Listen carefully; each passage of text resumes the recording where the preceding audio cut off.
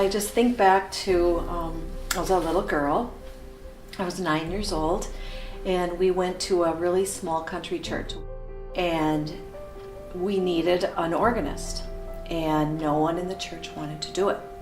And so I was taking piano lessons, and one of the older ladies in the church said, if you will play the piano, I'll turn the pages and I'll press the pedals because my legs wouldn't reach. And so since I was 9 years old until I graduated from high school, that's what I did. You know, I struggled a little bit more with my own peers and feeling accepted, and so these were people that loved you just like you were, and they praised you. And so, you know, that's kind of, you know, I think where I really learned the love of older adults. And then, you know, I had worked at the law office for 20 really good years. I thought I definitely would retire there. And then I went through a year of struggle and challenges. I prayed and prayed a lot that, you know, I would really want to stay there, and I didn't. And I couldn't understand why God wasn't answering my prayers, because my prayers were such good prayers. But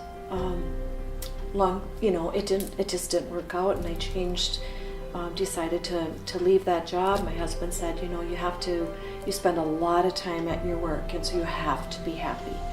And so I gave my notice, not really knowing what I was going to do.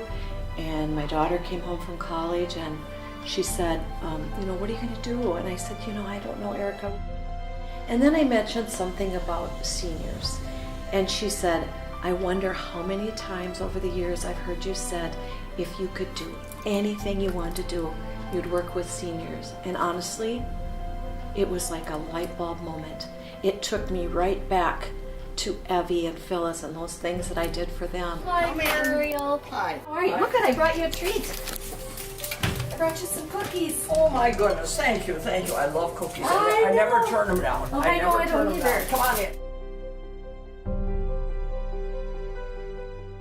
There were many times when I felt like, well, I always felt like I needed a business partner, because I love the service, I love the people, but I didn't love business.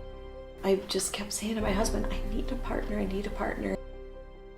I said, you know, I just can't do this. It's growing. It's so much more than I envisioned, and you're going to have to help me. And every time those challenging times came to me and it worked, I remember the day I told my husband, I have had a partner the whole time.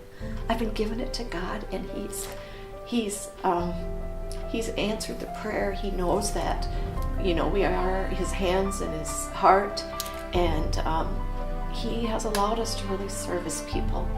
And so here it is, 16 years later, and we are serving the best generation. We get so much more than we give. They're so full of wisdom, trust, respect, grateful.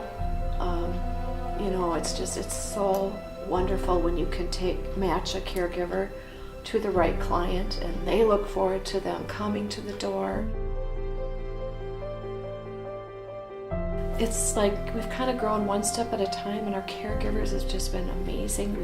We haven't advertised for our help, we've prayed for our help, and you know, I look back and I say, thank you, God, for not answering my prayer. Your prayer was so much better. Every day is a blessing. Yeah.